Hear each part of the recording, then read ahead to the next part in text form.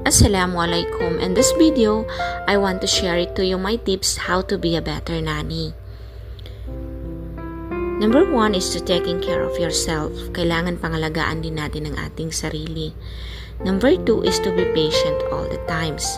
Kailangan maging kalmado tayo sa lahat ng oras. And then number 3 is to know the development of the kids. Kailangan alam natin yung development ng bata kasi ang bata, nagbabago-bago ang ugali nito, nakadepende kung anong edad na siya. And then number 4, food a gap. Dapat alam mo kung anong limitasyon mo, and then yung bata alam din niya kung anong limitasyon niya. And then number 5 is to love your job. Mahalin natin ang ating trabaho. At para po sa mga susunod na video, please subscribe to my channel.